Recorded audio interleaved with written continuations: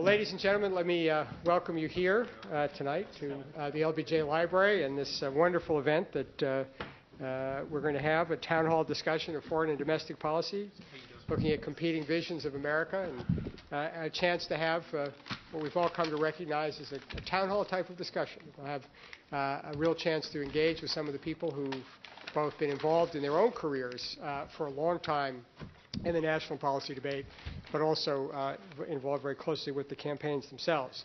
As you know, it's been something that we at the LBJ School are very deeply committed to make part of our own work. It wouldn't be a school named after Lyndon Baines Johnson if we didn't take a lot of interest in campaigns and elections. He was passionate about it and passionate about the whole process, and we've been very fortunate in recent years to be able to expand our own work, trying to support our own students, faculty, and across campus in trying to understand better the political process and how we can improve it for the benefit of all of our citizens. We're especially fortunate that we've been able to create a new center here on politics and governance, supported by the AT&T Foundation, to give us a platform for doing this work. And you'll hear tonight from Veronica Stidvent, who's the co-director of the Center for Politics and Governance. And we're also very fortunate to have a new center on international law and security run by Dr. James Lindsay, who's co-sponsoring this event. So we're bringing together many of the different elements of what we're trying to do here at the school and the University of Texas. I'm not going to do the formal introductions, but I just also want to say it's a great personal pleasure that Congressman Harold Ford is with us tonight. He's the holder of the Barbara Jordan Chair here at the LBJ School. He's been with us regularly, bringing a very important perspective to our work, and so I'm pleased and honored that he can be with us here tonight as well. So I'm warming you up for the real event, and now let me ask Ronnie Stidvent on behalf of CPG to begin the proceedings. Thanks. Thank you, Dean Steinberg. It's my pleasure to introduce those panelists who will be focusing on the domestic policy issues in tonight's debate. To my immediate left is Mr. David Shank, who is a partner in Jones Day's Issues and Appeals practice. He has represented a wide range of corporate clients involved in litigation and the appeals process in cases across the country. These cases typically involve complex constitutional, statutory, and regulatory issues stemming from governmental excesses. He's also successfully sought review and reversal in several cases before the U.S. Supreme Court and the Texas Supreme Court, and represented industry and public interest groups as amicus curiae in courts across the country. David is board certified in civil appellate law by the Texas Board of Legal Specialization and has served as Texas's representative to the Rules Advisory Committee to the Fifth Circuit. He's been repeatedly selected for inclusion in the annual survey of Texas's super lawyers by Law and Politics and Texas Monthly Magazine. In 2007, David was appointed to the Texas Lottery Commission by Governor Perry, and he also leads the Lawyers for McCain here in Texas. And to Mr. Shank's left is Congressman Harold Ford, Jr., who is, as Dean Steinberg said, is the LBJ School of Public Affairs visiting professor, Barbara Jordan visiting professor. He is now chairman of the Democratic Leadership Council, a visiting professor of public policy at Vanderbilt University, and vice chairman of Merrill Lynch and Company. He served Tennessee in the United States Congress for 10 years and was described by President Bill Clinton as, quote, the walking, living embodiment of where America ought to go in the 21st century. During his 5 terms in Congress, Ford's focus was results. Having served on both the Financial Services and Budget Committees, his passion for free enterprise and balanced budgets and confidence in American ingenuity to overcome any foe bolsters his belief that America's best days are in front of us. He believes that government is most effective when it's working for the benefit of everyone. Ford serves on the Pentagon's Transformation Advisory Group, TAG, an assembly of current and former military commanders, political figures, academics, and business leaders who advise the Pentagon on how to modernize our armed forces to meet and defeat 21st century threats. He is also an overseer on the board at the International Rescue Committee. So we are very grateful to both our panelists here who will be addressing the domestic policy issues. And now, James Lindsay, who is the director of the Strauss Center, will introduce the panelists addressing international issues. Thank you very much, Ronnie. It is my great pleasure to introduce our 2 panelists tonight who are going to focus on foreign policy issues. Immediately to my right is Tod Lindberg. Tod is a research fellow at the Hoover Institution at Stanford University, as well as editor of Policy Review, the Hoover Institution journal. It's based in Washington, D.C. The Policy Review is a terrific journal that the New Yorker has cited for its vogue and influence, and the New York Times has called important. Tod is a distinguished editor He has served as deputy managing editor of Inside Magazine, founding executive editor of the National Interest, and managing editor of the Public Interest. He is also an accomplished author in his own right, besides editing several books on foreign policy and writing regularly for the Weekly Standard, as well as newspapers too numerous to name. He wrote The Political Teachings of Jesus, which HarperCollins released last year.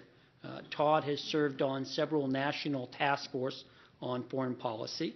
He currently heads up the expert group on international institutions for the Genocide Prevention Task Force, a joint project of the U.S. Holocaust Memorial Museum, the American Academy of Diplomacy, and the U.S. Institute of Peace. The task force, which is co-chaired by Madeleine Albright and William Cohen, will issue a report in December of 2008 offering recommendations to enhance the ability of the U.S. government to respond to emerging threats of genocide and mass atrocities. And I should say that Tod is a graduate of the University of Chicago, where he studied with Saul Bellow and Alan Bloom, among others. To Tod's right is Lee Feinstein. Lee is a visiting fellow in the Foreign Policy Studies program at the Brookings Institution in Washington, D.C. Until this summer, he was Director for National Security for Hillary Clinton for President. He was previously Executive Director of Task Forces, Deputy Director of Studies, and Senior Fellow at the Council on Foreign Relations. Lee has held senior positions in the Departments of Defense and State. From 1994 to 1995, he was a senior advisor for peacekeeping and peace enforcement policy in the Office of the Secretary of Defense. And from 1995 to 2001, he was principal deputy director and member of the policy planning staff at the Department of State. Lee has written widely on foreign policy. He is the co-author of a highly influential article that appeared in Foreign Affairs called Duty to Protect, which argued that the international community has a duty to prevent security disasters as well as humanitarian ones, even at the price of violating state sovereignty. Lee is a graduate of Vassar College. He holds a master's degree from the City University of New York and a JD from Georgetown University. And I want to thank them very much, Lee and Tod, for joining us. And we're going to start in a second, but I'd like to go over two administrative matters. One is if you have a personal assistant or a cell phone, a little electronic device, anything that makes noise, I'd greatly appreciate if you could either mute it or turn it off so our panelists don't have to compete with the William Tell Overture or Eminem. The second thing is it's important to note that all of our panelists tonight are speaking on their own behalf. They're not speaking for the campaigns. And with that, I'll turn it over to Ronnie to ask the first question. We'll start easy. Let's talk about the economy. Alan Greenspan testified today that in order for the economy to recover, housing prices would have to stabilize. So my question to the two of you, and David, we can start with you. Can the government do anything to stabilize housing prices? And if so, does McCain have a plan to do that? First, thank you very much for having me. It's a pleasure to be here. It's a pleasure to visit with Congressman Ford and with all of you. To answer your question directly, yes, the government can do something to help stabilize housing prices. The government did enough to get us into this problem, and I think at this point there's no way, absent some government intervention, that we're going to be able to put a bottom onto this problem. And John McCain has had a very specific proposal that would do exactly that. He's called for, as some of you may have seen in the last debate, $300 billion to be dedicated out of the existing $700 billion package to be directed to refinance responsible borrowers. That is to say, not people who are buying houses to flip them, but people who bought a house who would qualify for the loan at the time that they purchased the home. The government, if their property is now worth less than the value of the outstanding amount of the loan, would directly refinance that loan and save both the borrower and the neighbors from the consequence of the continuing foreclosure crisis.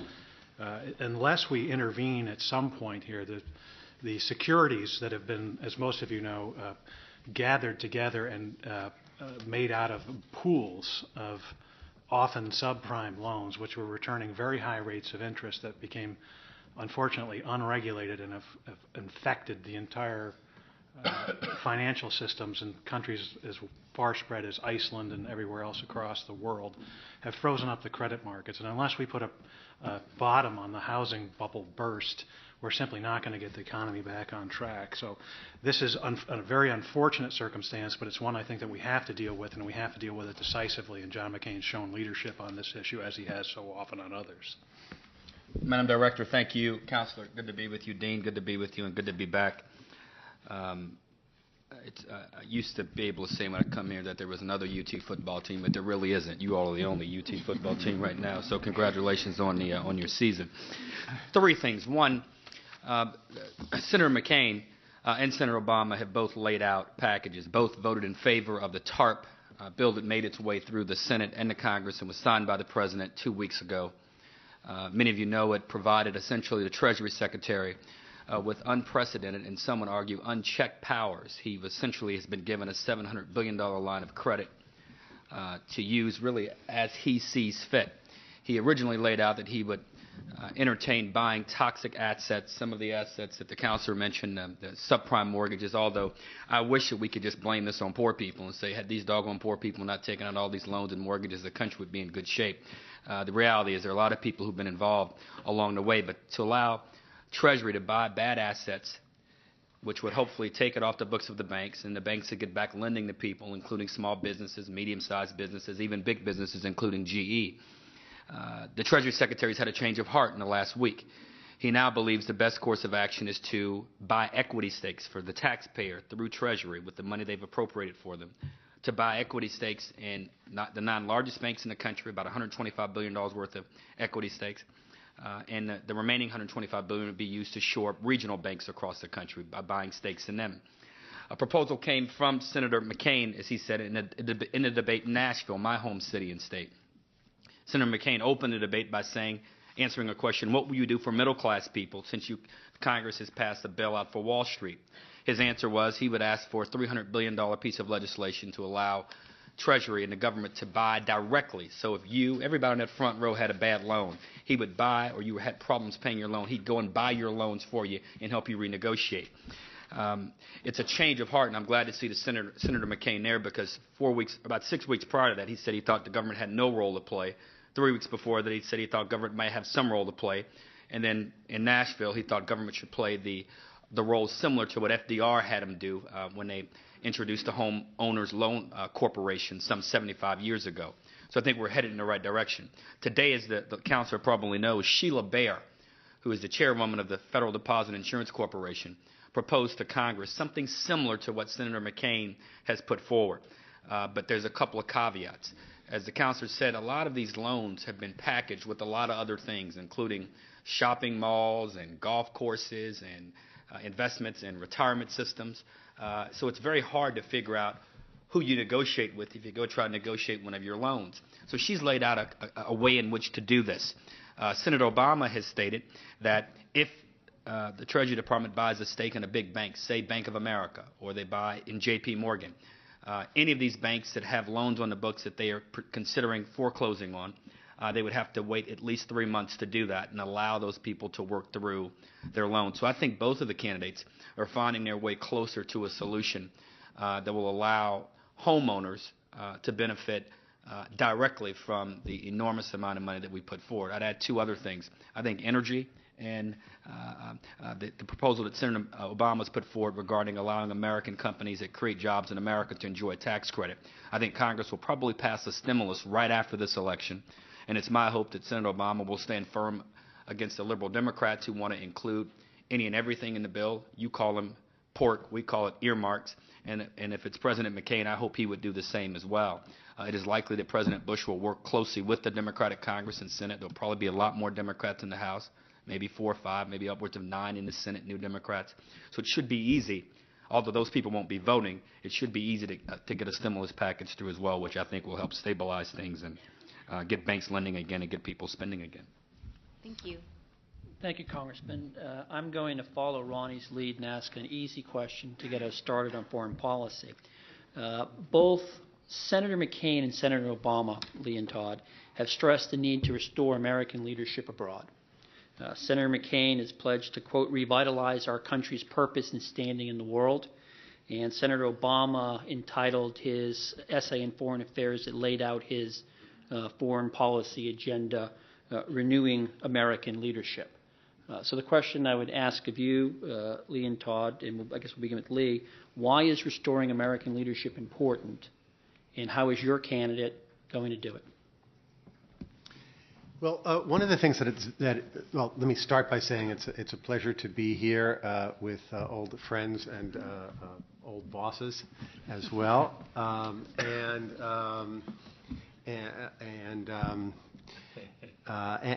my first time in Austin, so I'm very pleased to be here. There's a big difference between 2008 and 2004 in this election, and that is that Americans widely understand what the consequences have been to us here at home of being perceived overseas negatively. I mean, you don't do things because you want people to like you, but it's not inconsequential, your reputation overseas in terms of what you're able to accomplish.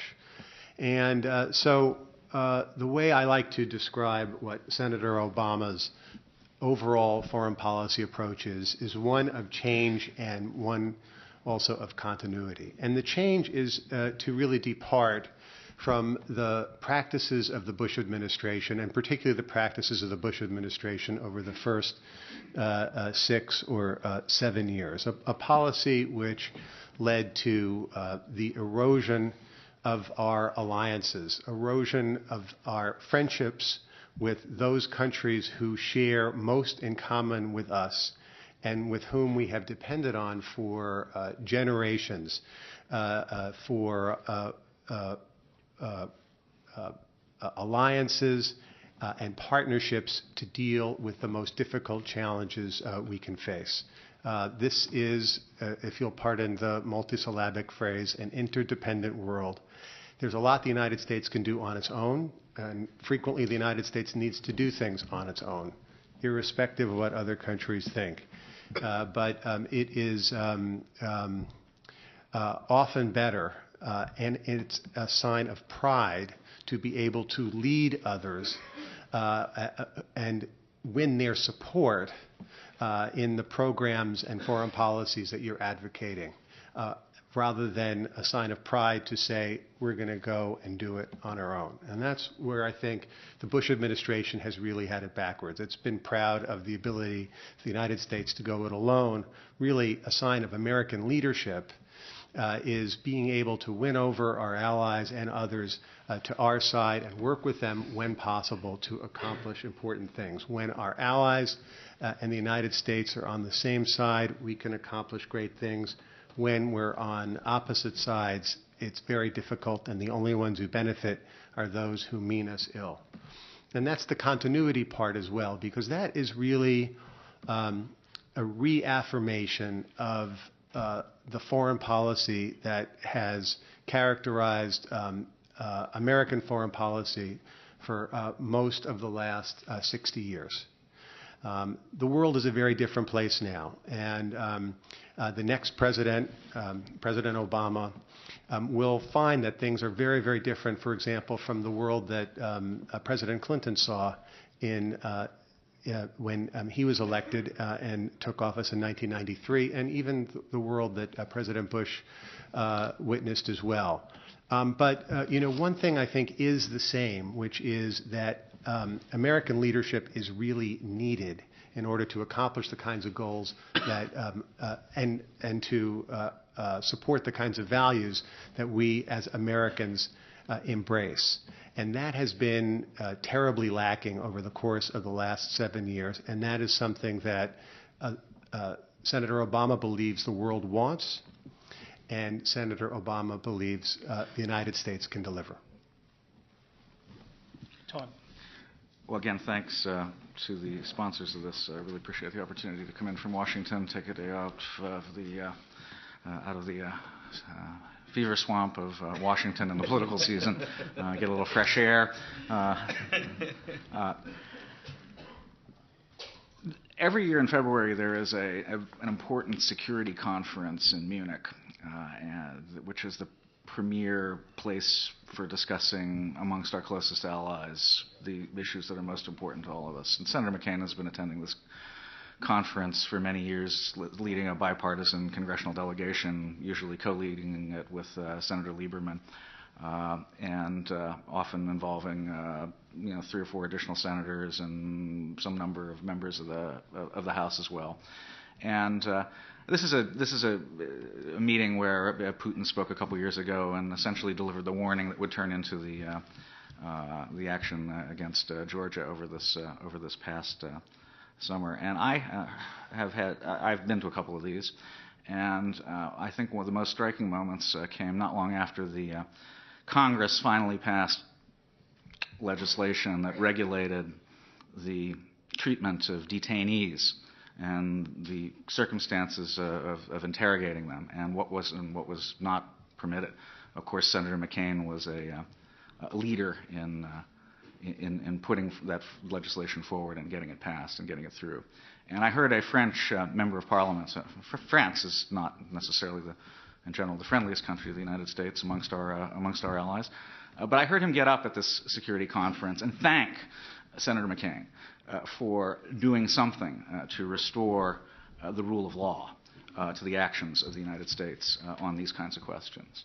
So I think that one of the things that the world wants to see is precisely an America that is acting out of a principle other than what others perceive to be might makes right, that we can do whatever we want, that we can, and we will decide.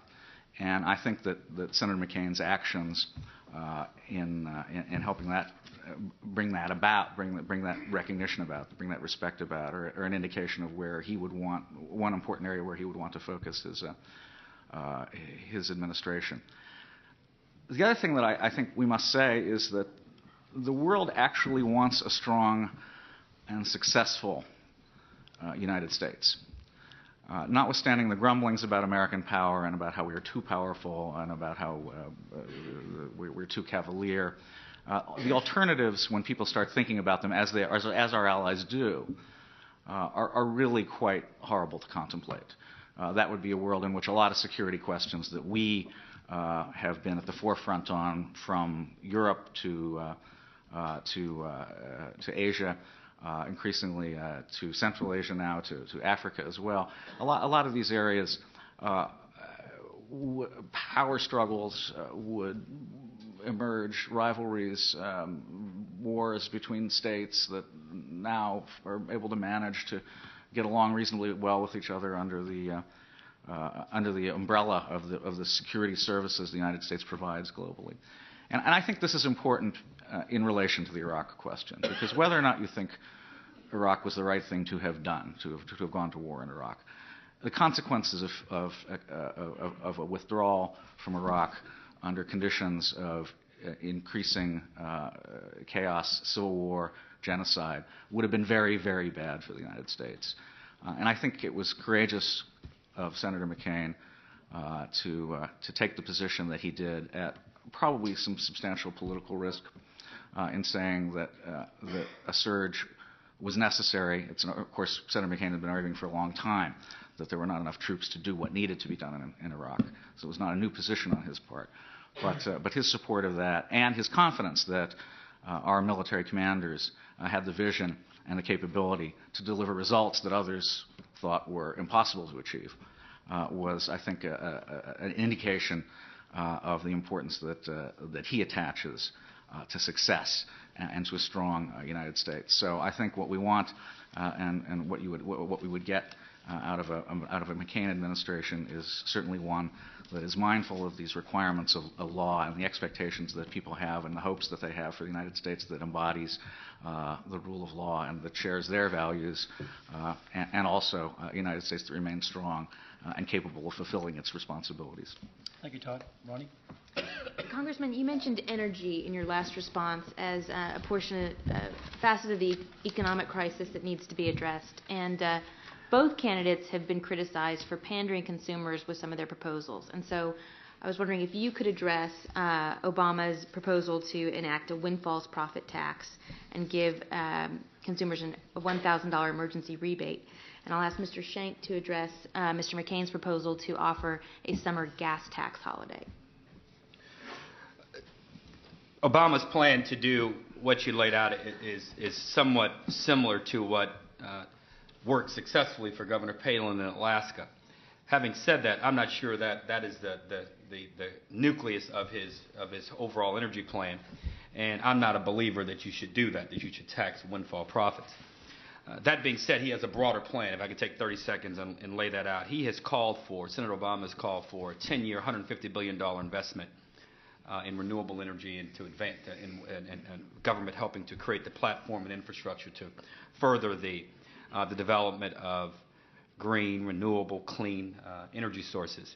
I think that Thomas Friedman, who writes so eloquently about this probably once or twice a week in one of the national papers, the New York Times, says it best. For those of you who are looking to be bored over the next few days, you ought to pick up his new book, Hot, Flat, and Crowded. I think he lays out as well as anyone what this energy revolution means for creating new jobs and enhancing our security. I think the foreign policy conversation, it's an honor to sit on the stage with the two guys to my left, no disrespect, the foreign policy experts here. We're the first generation of Americans, as Dean Steinberg knows, to send our soldiers, our neighbors, our loved ones to war with the premise and the hope that they win, while at the same time we put little stickers on the back of our huge SUVs saying we support our troops. And we fill up while at the same time supporting the people who want to kill our troops and destroy or undermine our way of life. I think guiding Senator Obama's plan around energy is a notion that as much as climate change and global warming should dictate what we do and influence what we do, this is as much a national security question.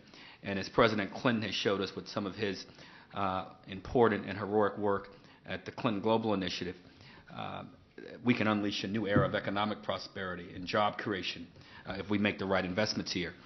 Point of differentiation between the two candidates. First of all, point of commonality. They both agree, McCain and Obama, they both agree with the science around climate change and global warming. First time we've had that in two candidates running for high public office, the presidency. Both agree that a cap and trade system is probably the route to go. They differ in other ways.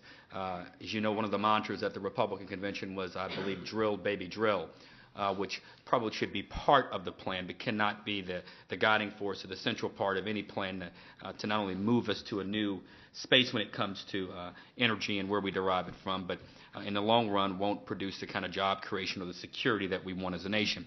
Two, Senator McCain in his 26-year career in Congress and the Senate has had 21 opportunities to vote in favor of legislation advancing green technology and clean energy. And at least to my knowledge, of the 21 votes, he's voted no 21 straight times. In other words, he's not voted in favor of this at all. He's had the opportunity in recent weeks to vote in favor of extending tax breaks for those making investments in wind and solar and other renewable energy sources and clean sources, and he's chosen to vote no. The reality is that of the two candidates here, I think it's a clear choice. You can look at the history, their voting record, and you can look at how they both have spoken to both Detroit, how they both have spoken to environmentalists, and equally important, how they both have spoken to the oil company industry or oil industry in this country. And I think it's a clear choice. If we are looking to go a different path, clean, renewable, green, and the investment, it's clear that Senator Obama has a superior plan than my friend Senator McCain. Well, it comes as no surprise that I disagree. I do think this is one of the areas where, and first let me begin by saying I admire Senator Obama. I think he's a good man. I think he's an interesting man, and I'd love to have dinner with him. But this is one of the areas where our candidates, I think, show their different approaches towards the problems that confront our country and our times. Senator McCain agrees that the risks of climate change are substantial and they have to be addressed. And both Senator Obama and Senator McCain agree on a cap and trade system. But beyond that, the approach to the role of government between these two candidates is marked and substantial. Senator McCain, many of the votes that we just heard about against renewable energy sources were in fact votes on ethanol and ethanol subsidies, which we have seen to be totally bad policy. At this point, Senator Obama is proposing a windfall profit tax on corporations to which we are paying subsidies to generate ethanol. At the same time, he is proposing and backing tariffs on the importation of ethanol from Brazil and other countries and other trading allies, and opposing free trade agreements with some of our strongest allies in Central America. It just doesn't make sense to pour money into bad policy so that we can turn our corn crops into fuel when we have a longer-term solution in the private sector. And John McCain has been very clear and very comprehensive in his energy policy that the direction we have to go in is to move to energy independence. We are sending $700 billion a year in this country to Venezuela, Saudi Arabia, Iran, Syria, and to other people who don't like us very much and don't treat us well. And if they had the opportunity, they would turn that money into technical abilities that would be frightening for us to comprehend. Now, Senator McCain, beyond the drill baby drill mantra, which makes a lot of sense, and suddenly noticed Senator Obama's had a conversion on the road to Damascus. At the last debate, he said he was for offshore drilling when I had understood theretofore that he was against it. That's not a complete solution. It's only part of the solution. We need to use the energy supplies we have here in this country, but we need to move toward renewable, clean energy supplies. And the way that we need to go in that direction are very different under a presidency of John McCain and Barack Obama. John McCain would give a $5,000 tax credit to purchasers of zero carbon emission cars. Now, he wouldn't mandate it on the industry, but he would incentivize the industry. GM has a Volt car, which will hopefully be out within a year and a half, that will go 40 miles without a drop of gasoline from being plugged in.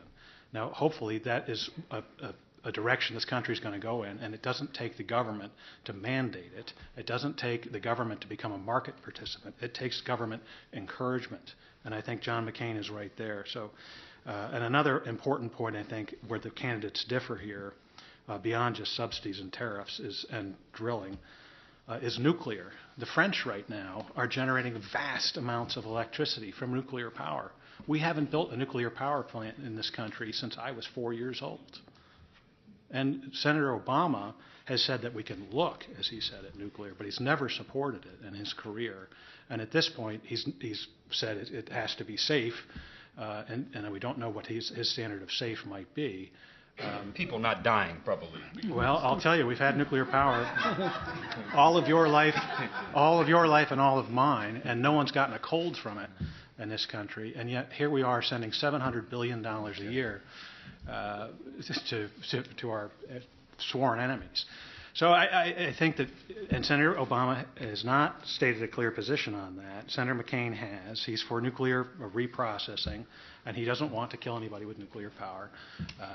But you know, we've been pushing our naval ships around. We've had submarines and aircraft carriers running off this power. I don't understand why it is that we can't be running our toasters on it instead of burning coal and fossil fuels that we just don't need to be wasting right now. Thank you. Jim? We've already turned or touched on the topic of the Middle East, so why don't we go down that avenue and let's talk about Iraq. If you look at the public opinion polls, Tod and Lee, 2 out of every 3 Americans favor withdrawing from or oppose the war in Iraq. 6 out of 10 say they favor a withdrawal.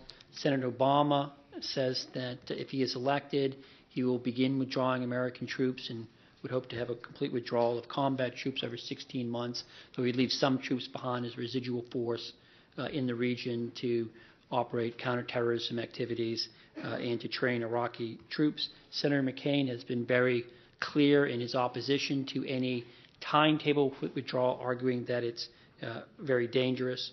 And instead has argued that it's important that the United States focus on pushing for victory in Iraq. So I'll begin this time with you, Tod. And I guess my question would be, how exactly is Senator McCain going to achieve this victory in Iraq? And can he do it in the face of flagging public support for the war? And my question to you, Lee, is why isn't Senator McCain right that a U.S. troop withdrawal or a timetable would create a power vacuum in the region and make matters worse rather than better?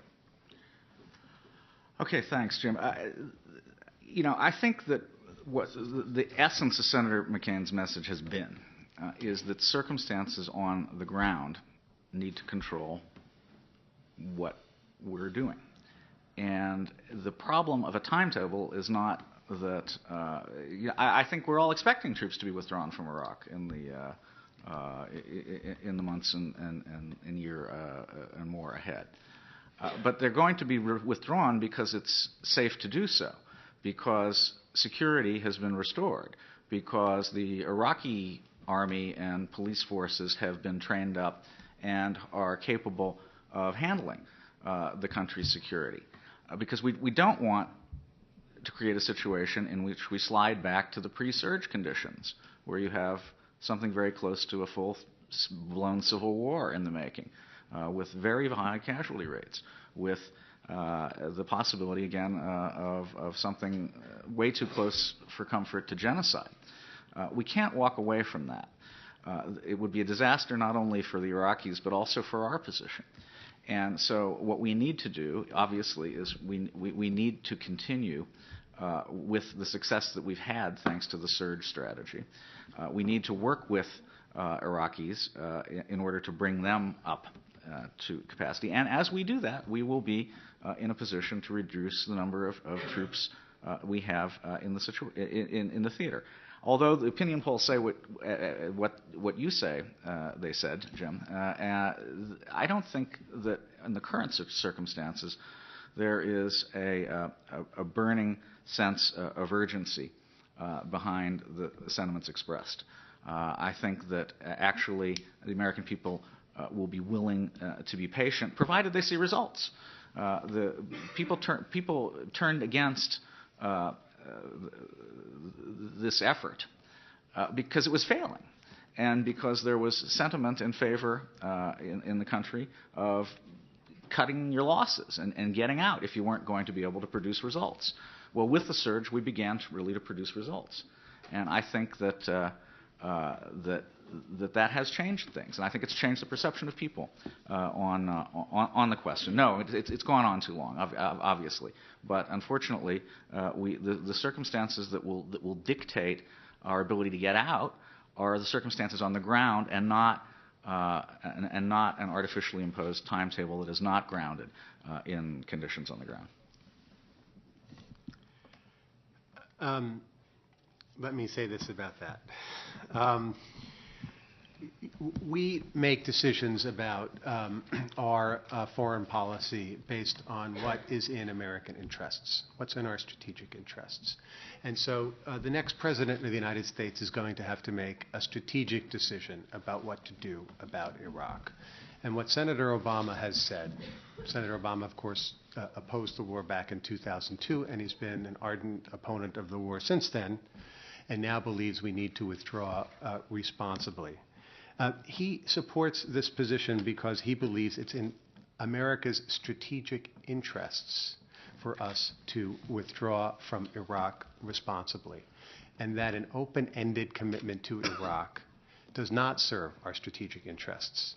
It will contribute to the further overstretching of our military, and it will divert us from the central front in the war on terror, which is in Afghanistan.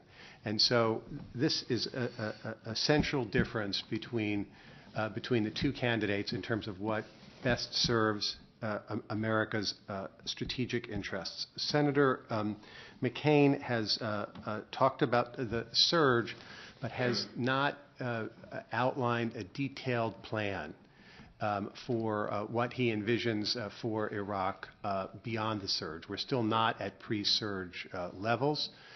We still have a vast American military commitment and spending, depending on how you do your bookkeeping, between $10 and $12 billion a month on Iraq. Obviously, we're paying some financial price for that at home. We need to have a plan for responsibly ending this war. Now, our troops have performed and continue to perform heroically in Iraq, and that is responsible for some of the important changes that Tod correctly points to. There are other factors that point to these as well, which predate the surge and have to do with adjustments in American strategy and were not related to an increase in forces. But we're in a position now where there's really only one major political figure who opposes a reasonable timetable for withdrawal from Iraq, and that is Senator McCain. The United States and Iraq are involved in a negotiation about the future of the United States' relationship with Iraq. The agreement itself may fall apart, and it is controversial, but one of the things that it has is a deadline or a timetable for withdrawal. This is an agreement between the Bush administration and the Iraqi government. So the Iraqi government believes there ought to be a timetable for withdrawal. President Bush believes there ought to be a timetable for withdrawal. And Senator Obama believes that a responsible timetable for withdrawal, military advisors say 1 to 2 combat brigades is what the United States can manage, with the withdrawal of 16 with a full withdrawal over 16 months of our combat brigades, leaving behind combat forces to deal with terrorism, counterterrorism operations, as well as force protection, that this is feasible. Not only is this feasible, this is only part of the solution. Because alongside this effort to put pressure on the Iraqis to take greater responsibility for Iraq themselves, we need as well to intensify our diplomacy, both inside Iraq, to promote political accommodation within Iraq, where there are some serious problems. The benchmarks that President Bush and the Bush administration had outlined are still not achieved. Even the advances on provincial election laws have yet to be fully approved. Debathification laws, oil sharing revenues, all of these are works in progress at best. We need to intensify diplomacy inside Iraq, not just with the United States, but probably also with the United Nations, which played a very critical role in the earlier phases of the war at the request of the Bush administration in Iraq. And then we also need regional diplomacy, a regional stabilization conference, to provide incentives and otherwise so that states in the region stay out of Iraq and do what they can to promote stability inside Iraq. Let's talk about immigration. Both candidates have faced criticism from within their own party on this issue. For Senator Obama, it's come from organized labor. For Senator McCain, it's come from an increasingly vocal portion of the Republican base who wants border security first and increasingly increased limits on immigration into this country. So my question, and we'll start with you, Mr. Shank, is there any hope for comprehensive immigration reform? And will any comprehensive immigration reform necessarily include a temporary or a guest worker program? Not before the election. This is another one where John McCain, again, showed leadership, stuck his head out and got a finger chopped off. I was at the National Convention, and there are still people sore at him from within the Republican Party for his willingness to work with Teddy Kennedy on trying to promote comprehensive immigration reform in this country. Obviously, the sentiment of the country is they want the borders secured. And the question today is whether that will occur before or after a more broad approach to the immigration problem. And Senator McCain's position has been pretty clear since the McCain-Kennedy effort, which is that the border needs to be physically secured, and there are a lot of reasons why that's a good policy. We need to know, from a national security point of view, who it is that's coming in and out of this country across our southern border and across our northern border. We've captured terrorists attempting to attack this country and coming into Canada. And I saw an interesting picture at a meeting I went to a couple months ago. It was a photograph of a gentleman and his fingerprints that he was caught trying to enter the country in New York City. And he was denied immigration because his documents didn't match up. His fingerprints were found again later handcuffed to a steering wheel in Baghdad. The rest of his body was missing. This guy had he was a suicide bomber. And what was left of him was matched up to these photographs from his attempts to come into the country. Now, the guy wasn't coming here to sell Girl Scout cookies. So physically securing the border is a very important thing. At the same time, whether it's a guest worker program or some other program, we have to understand that there are needs for legal immigration in this country. The country was founded on legal immigration, and we're a nation of immigrants, except for a very small portion of us who are Native Americans by extraction.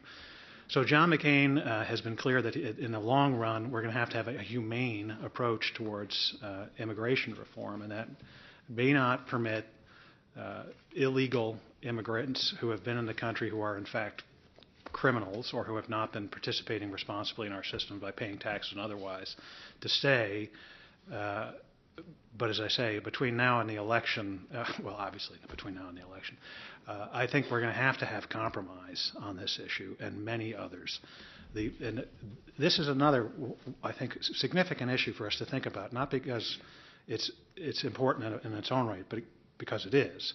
But because this is one of those issues, I think, that people get very emotional about. And the populace in this country is almost evenly divided on many very emotional issues, this one included.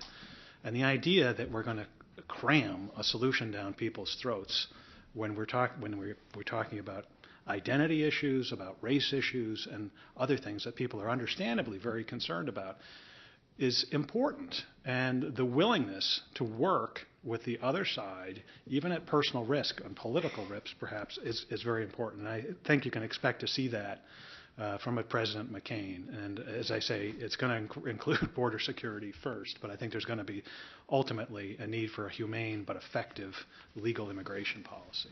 Both Senators McCain and Obama voted for the fence along the Mexican border. Both supported an effort to have those who are in the country illegally to learn English and pay fines to enjoy citizenship. Both supported tougher penalties, or should say Senator Obama supported tougher penalties for those who hire illegal immigrants. He also supported increasing the number of visas to help meet job demands, as well as to help keep families together. Senator Kennedy and McCain obviously have worked together. It was interesting because throughout the campaign, the courage and the heroism that Senator McCain showed in the Senate, to borrow Lee's word, he wrote it a bit as the campaign went on, and it became less popular in some of the Republican ranks. It's not the only issue. Taxes and a few others, we've seen some flip-flops in some of the issues, but I would agree that John McCain, we knew last year, supported that, and it'll be interesting to see what happens. One thing I can say about my candidate is that there's been a consistency with regard to immigration, whether you like his position or not. If I could take just 1 second, because I think on the energy piece, there are just two differences that need to be highlighted. The first is, I would agree on the ethanol piece. Senator McCain has been a towering voice and shown great conviction, but there were 9 of those pieces of legislation that would have expanded CAFE standards. And on those nine votes, Senator McCain voted no. CAFE is a Washington way of saying we're going to increase fuel efficiency on your cars. So for my little brother who's 3, he gets it when they have that mile per gallon thing on the thing, and they show how many miles per gallon the car gets. So as much as he's for that now, when he had 9 times the vote for it in the Senate, he voted no. 2, the $15 billion investment that Senator Obama was willing to make over the next, for 10 years, $150 billion investment, would be paid for doing some of the things that have been talked about on this side of the table, including reducing our footprint in Iraq. And as he has indicated, he's willing to raise taxes on the top earners in the country and use those resources for 2 things, health care and energy. And finally, just a point of correction, America uses 1/4 of all of the barrels of oil that we use a day in the world. We use roughly 21 million barrels of oil a day. Each barrel contains about 42 gallons. I'm not great at math, but that's about 850 million gallons of gasoline that we use a day for a variety of things, including that pretty shirt that you have on, this blazer I have on, and the cars that we run and trucks that we run. Point of privilege, I drive a hybrid, by the way, and I'm looking forward to buying a Volt when it comes out. As you look at the 2 candidates, there are 2 big differences on that front. Fuel efficiency, when he had the chance to vote for it, he voted no. And 2, he actually has put forward the kind of dollars that he would, public dollars, and has explained where he would find those public dollars to ensure that this platform grows over the years. Congressman, do you think Senator Obama would support a guest worker program? I don't know. However, based on where he has been thus far, I think that he would. He demonstrated support, voiced support publicly for the McCain-Kennedy immigration bill, and I would agree with the counselor that Senator McCain showed great courage. The only question in the Senate, the only question I would have is, will he be the senator that, as president, if he's elected, that showed courage in the Senate, or will he revert to being the candidate for president, which there seems to be some inconsistency in his position as the campaign. I'd say on both sides on that. And the fact of the matter is, though, that the voters do get a say in this ultimately. The work of the Congress is ultimately set up by the founders to be a process of compromise. I mean, both parties are supposed to give to get things done. So reach across the aisle, try to get things done with Teddy Kennedy. I think the problem is there's not a consensus in the country at this point for what needs to be done. So it's going to require leadership. And I think you'll see Senator McCain demonstrate that leadership, but I don't think it's going to be John McCain's way or the highway. I think that the Democrats have a voice in this, and because they're supposed to. But the only point is he has been inconsistent. Would you agree? I mean, as the campaign has gone on, unless I'm reading it wrong, he seems to have a slightly less conviction-filled position since the campaign. I think when you hear your constituency howling that they disagree with your position, at some point in a democratic republic like we have. I didn't go to law school as you, but I think that means yes. So I'll take it. Well, he's for border security first, and that's a change. We were talking about Iraq before, and there are obviously lots of issues in the region: Iran, Afghanistan, Pakistan. But I'd like to actually sort of move out of the region for my next question, and that is get you to put on the table how your candidate's going to deal with potentially adversarial great powers. Most obviously, one, we have Russia, where I think it's safe to say there's been a chill in U.S.-Russian relations in recent years. You alluded to that earlier, Tod, in your comments. The invasion of Georgia earlier on, Senator McCain has indicated that has at least been very strong in his rhetoric and very open in his condemnation of Russian policy, among other things, talking about removing Russia from the G8. I think Senator Obama has perhaps been more measured, but the same general thrust. Likewise, in dealing with China, we have a country that is clearly emerging as a global power that has some real advantages. If you read today's paper, talking about how China may help keep the world economy afloat, but on the other hand, concerns about whether China is going to become more assertive in its foreign policy overseas and to the detriment of American interests. So I get you to comment, and I guess I'll begin with Lee. Well, I would just start in the broadest possible terms by saying that the preoccupation of the Bush administration over the course of the last 7 years on the wrong priorities has had real consequences in other areas, including the fact of not paying sufficient attention to the emerging powers that Jim is talking about, in particular China and Russia, and we could name many others. Let me just talk a little bit about Russia. We're dealing now with a Russia which is much more self-confident and self-assured after a period of feeling humiliated and regrouping with the dissolution of the Soviet Union.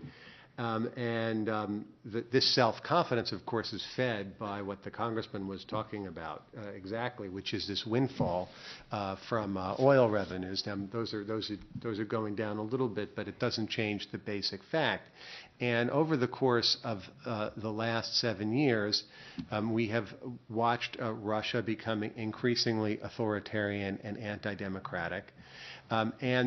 Its internal behavior is not unrelated to its external behavior, and we have seen that the way it has behaved in its neighborhood, its willingness to cooperate with the United States on key issues has suffered very greatly. And one of the reasons is that there has not been an emphasis between the United States and Russia on making this relationship more productive. You know, President Bush infamously made that comment about looking into President Putin's soul. Senator McCain has a good rejoinder to that statement. But we paid a real price after 9/11 for basically having rhetorical agreement on the question of needing to work together to fight against terrorism, but not doing very, very much to back it up. And that has had real consequences. It's had consequences in terms of the bilateral relationship because the whole agenda of reducing nuclear dangers between the United States and Russia has suffered tremendously. And we're now in a position, we hope in a new administration, to be able to restart nuclear arms reductions to deal with the problem of loose nuclear weapons in the former Soviet Union, which is a terrible problem. Senator Obama has said he will secure all those loose nuclear weapons in 4 years, but we have wasted precious time and we don't know what's happened in the intervening years. We need Russia's help also on Iran.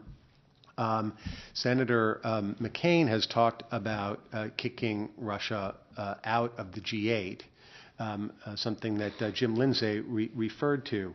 What we really need with Russia is we don't need a bellicose rhetoric. We need results. We need a policy of working as closely as we can with our allies to put the maximum pressure we can on Russia to make it clear to them what we expect and what the benefits are and what the consequences would be of bad behavior. I think that's the kind of approach and the example that Senator Obama set, for example, in his response to Russia's invasion of Georgia.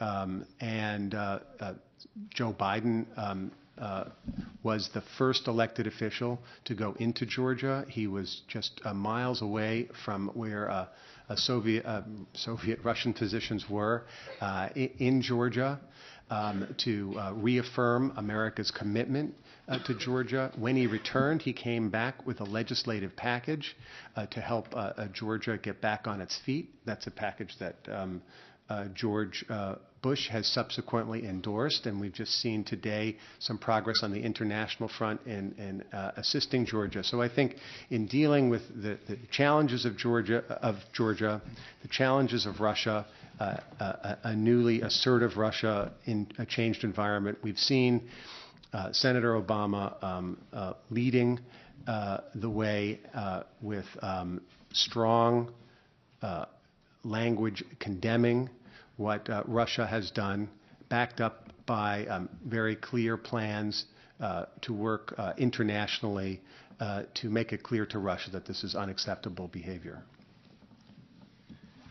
I keep waiting for a moment to inject a little levity into this conversation, but the questions are actually quite serious, and so it's been extraordinarily difficult to do that. I assure you, actually, that we're not all a bunch of dour people up here.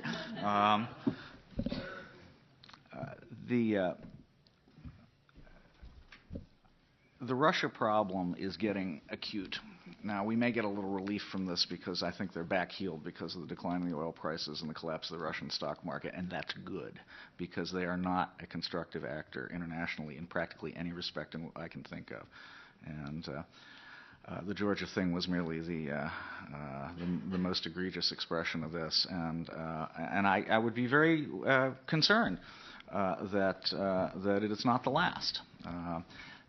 And when you talk about the other areas of possible Russian interest and intervention, we've already seen a cyber attack of Russian origin that took place against Estonia, in which essentially they brought a very technologically oriented government and banking system essentially to a halt. This is very bad behavior, and it's just not going to be enough, I think, to try to talk Russia into being better. What we really need to do is think about ways in which we have leverage and counter pressure that we can apply. We need to deter Russia. We mustn't forget that is an element of our policy. We do not have a treaty relationship with Georgia. We do have a treaty relationship with the Baltic countries. This is getting serious, and we need to understand that our best hope of shaping a Russian position that is more constructive is one that does speak candidly about what Russia is doing now. It's not going to be a matter where we can simply paper over these kinds of differences in pursuit of an elusive kind of wishy-washy middle position in which we can both say we're somehow agreeing when there are deep and growing disagreements with Russia. China presents something of a contrast, doesn't it? If you asked what country had done the most to alleviate poverty over the course of the past 20 years, I would probably nominate China for its ability to move hundreds of millions of people, literally, out of desperate, impoverished circumstances. And wasn't that rather contrast between the Olympics in China and the tanks, Russian tanks in Georgia?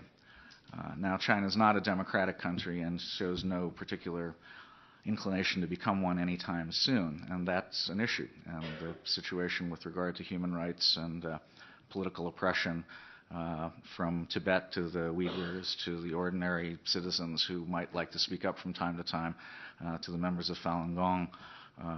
These are serious matters, and we must likewise be candid in speaking about them. There's also the flashpoint that is Taiwan, and we must not abandon Taiwan. At the same time, we need to be careful in how we are managing our relationship both with the mainland and with Taiwan. And there are ancillary effects of these difficulties. One of them is that I think it's going to be much more difficult to get constructive action out of the Security Council of the United Nations, where, of course, Russia and China have vetoes, as, of course, do we, the French and the British. That had become quite challenging in relation to Sudan. It was an insuperable obstacle with respect to the independence of Kosovo because of Russian opposition. All this is very likely going to continue. And that, finally, I think, is why an important reason why Senator McCain has been so outspoken in support of a greater degree of cooperation among countries that do share basic values of democracy, of commitment to human rights, to the aid and support of those who are working to improve human rights situations in the countries in which they find themselves and who are trying to drive their countries into a more democratic direction. That is what is behind Senator McCain's proposal for a League of Democracies, the ability to pool our resources, our best thinking, to act collectively in defense of the principles that we share where they're threatened. Thank you very much, Todd. I believe, Ronnie, now is the time to open it up, bring the audience into the conversation here. We have a microphone, which we'll bring to you so everyone in the room can hear, as well as posterity on our webcast. Over here, we're going to have the first question from Mark Langford.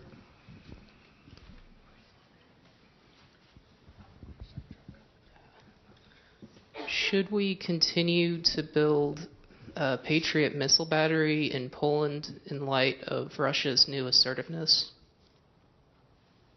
Well, my answer to that is that the Poles certainly want us to. And they don't feel less threatened from Russia as a result of the events in Georgia. In fact, we were having some difficulties getting to a conclusion on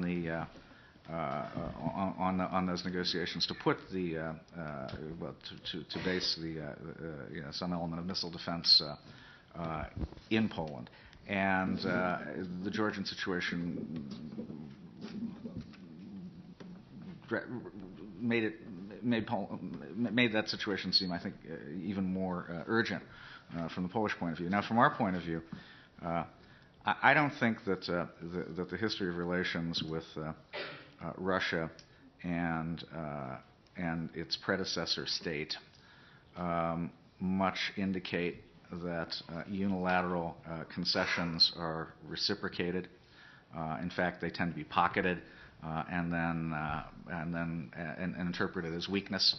And I think that's exactly the kind of character that we have running the show over there at the present. And I think the worst thing that we could do would be to appease him, because I think that would just invite his next move in terms of what he could get away with. Senator Obama's position, I think, is very much the same, and my analysis is very similar to Tod's in this respect. I mean, the Polish government has made a decision about this, and both on the question of missile defenses and Patriot batteries as well. I think that there were some serious questions about the way in which this happened. The results didn't have to be as complicated and messy as they were. It would have been much better, for example, if the United States had done what it usually does in these kinds of situations when it deals with its treaty allies, which is that it consults with its treaty allies, which includes Poland, about its decisions about issues that affect certain members more than others, but the entire alliance, and enter into some kind of consultations about that, so that as Poland and the United States went ahead with a decision about what to do, this could have been something that would have not come as a surprise and could have had broad support and would not have given an opportunity for Russia to try to exploit differences between the United States and its close European allies. That was my very poor attempt at finding some levity in this conversation. Gentlemen and ladies, thank you for having the seminar. Your vote for Obama, your vote for McCain, and the legacy of the Supreme Court under those two, domestically and internationally, please. Maybe we should start here. Well, the Supreme Court's an important issue right now, and I think this is one of these areas where I think it's important for us to think about the length of service of these respective candidates for office and what the records tell us. Senator McCain has a fairly clear record when it comes to voting on judges and when it comes to all sorts of compromise. He said recently, and I think it was only one question in one of the debates that was disappointing on this issue, that he would not impose a hard litmus test other than that the candidate would be looking for, he'd be looking for, would strictly apply the law as it was written, not make it up on his own. And that seems like a fair test to me. But I find it strange that Senator Obama, as the candidate, seems to be taking positions that are at odds with Senator Obama, the office seeker, and Senator Obama viewing his past before in office, before he was holding office. For instance, in the Peller decision, which you may be familiar with, the Supreme Court this last term decided whether or not the Second Amendment to the Constitution protected an individual's right to keep and bear arms. Senator Obama's record on that is not consistent with the position he took, coincidentally, the day after the Supreme Court decided for all of posterity that there would be an individual right to keep and bear arms. Senator Obama, to my surprise at least, announced that he agreed with the opinion once it was clear, of course, that there was no risk that the result would be any different. Senator McCain, of course, signed on to a brief urging the Supreme Court to take that position.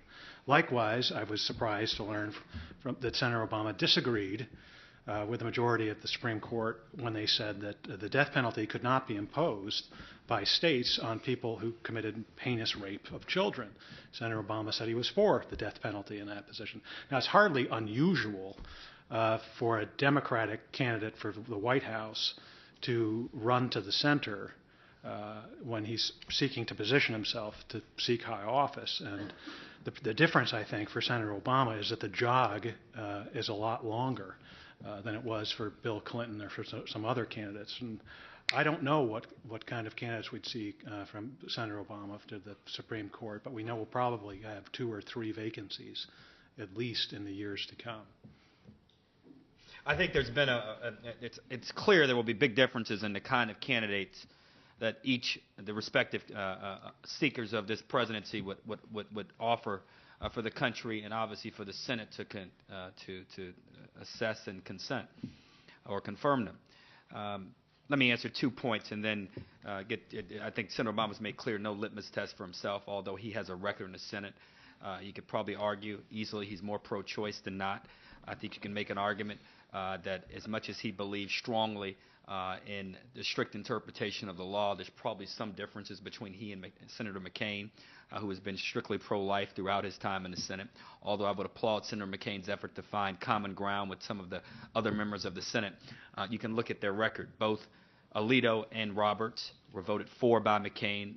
Senator Obama voted against. So it's some indication of the kind of people they would put forward.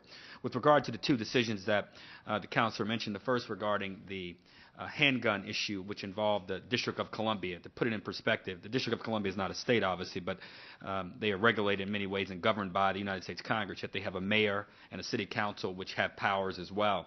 The mayor of the city of District of Columbia wanted to regulate the way handgun allowances in his city and disallowed it. The NRA and others challenged it, and the court decided that people could, under certain circumstances, and had some restrictions on what they could do. But in essence, it eliminated what the District of Columbia wanted to do. What Senator Obama said was, look, we now have the Supreme Court has spoken, and if the District of Columbia or any other state or city, for that matter, wants to regulate the use of handguns, they have to follow what the Supreme Court has said, and I support that. Now, I don't think there's anything uncommon about the president respecting what the Supreme Court does. He may disagree with it, but he respects it. But to your question, whom they would choose, I think it's clear. If you like the Roberts-Alito selections, John McCain's your man on the Supreme Court. If you don't like those selections, we're looking for a different kind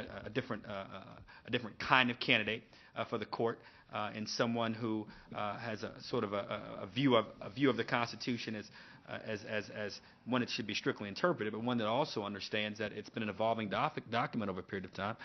Senator Obama would be your choice for president. Did we answer your question? The only thing I would say is hopefully Senator Obama would pick somebody very young.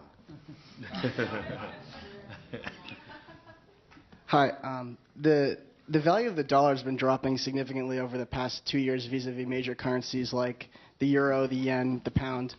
And both candidates want a deficit spend in addition to having low interest rates to stave off the recession. So basically, it seems like the value of the dollar is going to continue to drop. And this is a two-part question. First, is a strong dollar a priority of either candidate? And number two, if yes, how exactly do each candidate plan to strengthen the value of the dollar, considering the constraints? You want to go? I'll go. You want to go? I'll go first. Okay. The good news is, if it is good news, is that Europe is worse off than we are right now. The dollar is actually back up to about $1.26, I think, on the euro, and on the pound about $1.60. $1.66. So there's progress there, but this is not the way we want to make progress by floating these securities off into the ether and having other people hit it. In the long term, we have a major problem here. We have a $10 trillion, that's trillion dollar debt in this country. We've had a spending habit, and I'm sorry to say that the Republicans have been, in the last, when they had the Congress, and 6 years in the Bush administration, as irresponsible as any Democratic Congress has ever been in spending money that we don't collect.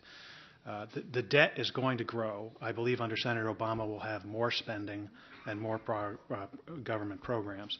In the short term, and I'd be interested to hear what the Congressman thinks, we've got to get the economy back on its feet before we're going to be in a position to address long-term the needs for a balanced budget and to cut into that deficit. But until we start doing something about the debt, we're at the mercy of our creditors. And so long as the Chinese need dollars, we're in a decent position. But if they don't, I think you're going to see the dollar in the long term continue to be in a position that's not helpful to the country. So Senator McCain's position on spending issues is, as you probably know, very hawkish. He's not a fan of deficit spending. He's proposed in the short term, because of the urgent crisis that we're facing, spending programs that he would not otherwise be for. And I would love to hear what the Congressman has to think. Two things. One, I echo his points. The dollar has actually risen over the last 6 months. It's been a gradual, and it's probably been hard to take into account. I think both candidates, anybody running for president who's elected, will argue for strong dollar policy or strong dollar, and will say they're doing things to improve its standing. This president probably talked a lot more about it than they did. The reality, the dollar is rising because the global economy is weakening, and we are a safe place for people to make investments, as you well know. I think the counselor and I probably agree more than the candidates on this. I think there will have to be some short-term borrowing. I think he probably takes a position a little different than his candidate has publicly taken, and I actually agree with him. some short-term borrowing for stimulus, making investments in infrastructure. We could argue where the investment should be made, but making investments in those areas where you might see capital employed or deployed in a productive way that may produce, benefits going forward. Even the Wall Street Journal's editorial page this morning, which does not have a tendency of supporting Democrat or left-leaning or center-left or Obama ideas, argued this morning that investment in building roads and bridges and airports, the infrastructure spending, broadband, if you could demonstrate that the taxes raised or the revenue lost to the government to invest in those areas would increase jobs, or I should say create jobs and create more prosperity, would be worth it. I'd say two other quick things. One, there will be a stimulus in November when these guys return. Bernanke has supported it. I think Bernanke's support of it said two things when he testified before Congress a few days ago. One, the Fed is running out of tools, so he's saying, Congress, I need your help here. And two, he and Paulson have been tied at the hip in just about everything they've done. He would not have done that if Paulson didn't implicitly support what he was calling for, although Paulson can't do it because it would contradict the White House official position, which is we would consider something along those lines. So you got to think you'll have some stimulus, and I hope that, again, as I said earlier, that whatever President Obama thinks ought to be in it, which I think ought to be infrastructure, some aid to states and local governments who are cutting emergency services, including the number of cops on the streets and firemen on the street. I just think we can't afford to do those things in addition to the health and education needs. And three, I think there ought to be some extension of some of the unemployment and benefits and food stamp benefits, because we would see a direct infusion into the economy or injection into people's spending, which would increase economic activity. If you go back and read Bernanke's comments before the Congressional Committee at the beginning of the week, I think you will see he highlights economic activity. We have to increase and improve it, and our actions alone, he's speaking for the Fed and Treasury, won't produce that. So I agree with the counselor to this extent. I don't want to put words in his mouth, but we will have to engage in some short-term borrowing and run the debt up probably a little bit more. If I were advising the president, McCain, or I doubt he'll call me, but if I were advising President Obama, I would advise him to do that. Maybe I'll go with the counselor to see McCain. I think I'll speak for my candidate. He's supported plenty of deficit spending in the last month or so, $700 billion in this bailout, and I don't think he enjoyed doing it. We'll see plenty of spending. He's got additional programs I should have mentioned before. I mean, he's called for a temporary increase in the long-term capital gains loss offset against ordinary income. He wants to lower the tax rate on withdrawals from IRAs to 10% for 08 and 09, and waive the sell-off requirements for older people who, when you turn 70 and a half, if you have an IRA or a 401k, you have to sell. And at this point, these people would be forced to sell at a loss. He doesn't want to do those things. So he's for lifting the tax on unemployment benefits for anyone making less than $100,000. So these are all stimulus measures. Whether we're just going to send checks to people until they decide that they're going to borrow, keep spending to the point that we rescue ourselves, I'm not sure that's the way to go. I'm not, and I think Senator McCain is equally not sure that that's the way to go. But we've got to get the economy back on its feet, and in the long term, get to a position where we're actually spending the money we have instead of borrowing the money that you and your kids are going to end up having to pay. I just want to come in for a second. Congressman Ford has a reputation of being frighteningly well informed, but I have to say that $1.66 to the pound thing was just completely over the top. I mean, and I'd also say that I'm glad we've had a strong dollar policy all these years, because I'd really hate to have seen our weak dollar policy. But seriously, now look, this is not a crisis. This is not a threat that is emerging from globalization and from the system of market capitalism. This is a threat to that system internationally and on a global scale. And I think we need to keep that in mind. If our response to this is somehow to shut down and turn our back on the principles that have led to this tremendous increase in prosperity around the world, and I'm talking particularly about a liberalizing trade environment, then we will do ourselves serious long-term damage. The Great Depression got greater and more depressing when countries started imposing protective tariffs, including this one. And raising taxes. And raising taxes, and I think that that we need to be mindful of that. And I think Senator McCain has been at the forefront of the argument for some time that liberalizing trade and that reaching trade agreements is a way that you can secure greater prosperity for both of the parties, or all the parties, in the event that we could ever get the multilateral thing back on track. And I would not be so pessimistic about that in the current environment, because it may be that governments will come to understand that one good way of injecting some economic growth into the world at relatively low cost would be to complete the Doha round. And we could also probably save some money on our agriculture subsidies at the same time. And we might just need that money to do some other things that have become priorities over the past couple months. We have time for one more question. Well, regarding taxes, I think these candidates seem to like to run on no new taxes, but that's naive. No matter who wins the election, certainly we have infrastructure needs. We have this war, this horrible war to pay for. So taxes will have to be raised. And another two-part question, what do you think should be done so far as creating jobs, things that I personally would do, like public works programs? I haven't heard anybody talk about that. But anyway, I guess my main question is about the taxes will certainly have to be raised. How can you get away from that? Well, I feel almost unfair jumping on the congressman while he's not here. So, but you'll get over it. I'll get over it. I think in the longer term, we're going to have to get away from deficit spending. We've been spending on a deficit for quite some time. There's two sides to this. There's spending, and there's taxes.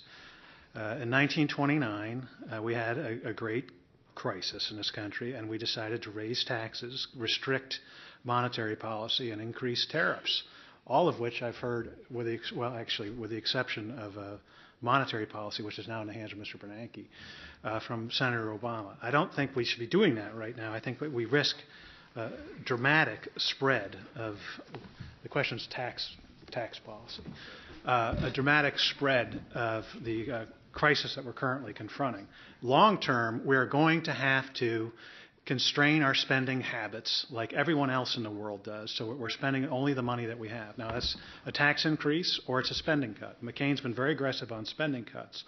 Now, I'll just tell you that I've heard different things from Senator Obama as a candidate for public office and as an office holder about who's wealthy and who he wants to increase taxes on. We've heard $250,000 and above. That's who he wants to raise taxes on. Well, I'll tell you, that's 1% of the households in this country. I don't think you're going to pay for a fraction of these social programs by taxing those people, even if you could tax them 100%. I mean, eventually they'd flee the country like ABBA left Sweden. At some point, they're not going to hang around. And what we're left with then is the question of, is it $42,000 a year and above that he wants to spread the wealth around, or is it $250,000? I mean, where does this line end up being drawn? I don't know. But we're not going to get there with just aggressive spending and deficit spending.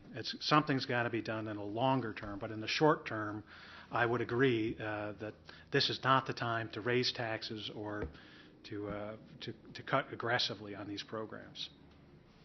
Couple of facts. Normally, if you run up a debt, I have a credit card, I have a couple, and I'm married now, and I have now another credit card I didn't know that I had before I got married.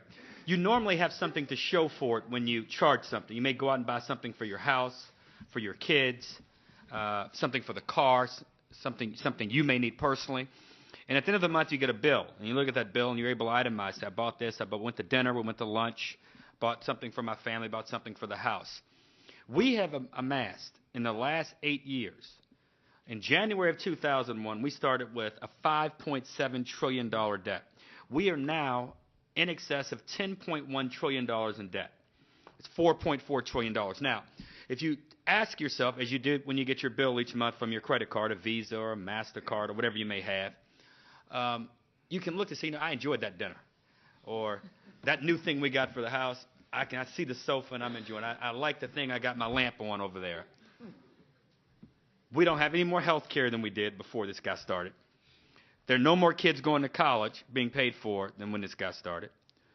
The situation in Afghanistan has worsened over the last few years, and as much as we talk seriously, I've been to Iraq half a dozen times. I represented a little city called Memphis for 10 years in the Congress, and they had this interesting rule. They allowed me to go to places where there was wars were going on. You call them junkets. We call them fact-finding missions.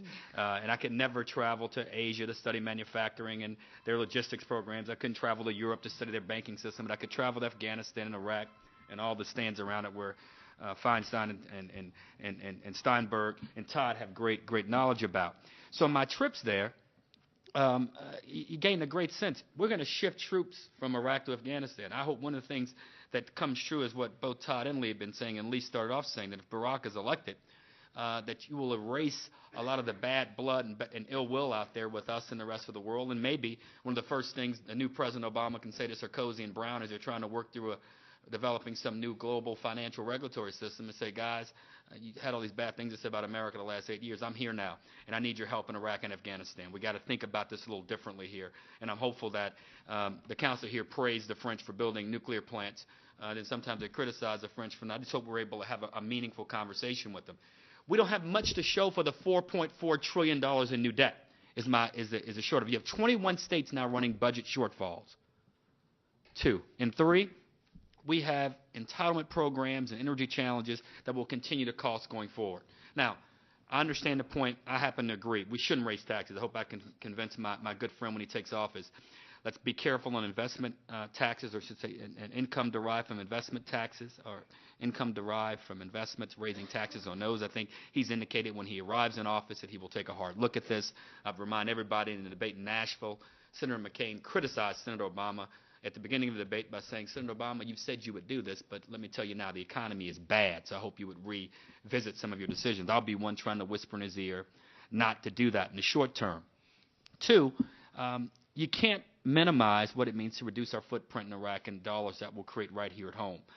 If we're able to cut in half, that's another 70 to 80, that's another 50 to 60 billion dollars we would have right here at home to make investments either in infrastructure, to make investments in energy, to make investments as recently as a few days ago. Both candidates agreed that we can't cut the space program dollars in light of the fact that we are now having to depend on Russia over the next 5 or 6 years to find our way into space, to the space station, because we are redoing the space shuttle over the next several years. Both candidates have agreed to spend more there. So I don't know how they get around not spending more. Even Senator McCain's top economic advisors, at least one of them, Douglas Holt-Eakin, has said that Senator McCain's promise to balance the budget in 4 years has been complicated. I've been in Washington a few years, and everybody up here has. That means they ain't going to do it, just so you can understand. That's a nice University of Texas smart way of saying that can't happen, or if it does happen, it'd be because of circumstances outside of their control. So I hope Senator Obama does not raise those taxes. And if indeed he calls on me and you and others to maybe pay a little more in taxes, if he lays out what we're going to do, it'll be a decision for the country to make. And I can assure you that Democrats in the House and the Senate, as much as they want more revenue, they also are reminded that come November 2 years from now, they'll have to answer those questions, those in the Congress will. And it's a great checks and balance between the legislative, executive, and judicial branch is strong, but there's an even greater check, the voters, as you indicated, who will have a big say and a big role in all of this. Thank you very much. And I want to thank all of you for coming here tonight, and I want to especially thank our panelists. Both the Strauss Center and the Center for Politics and Governance are committed to nonpartisan analysis of policy issues, and so we're especially grateful to our panelists for demonstrating that we can disagree vehemently on issues and still have a very cordial and respectful and serious discussion that's very informative and illuminating. So thank you all very much.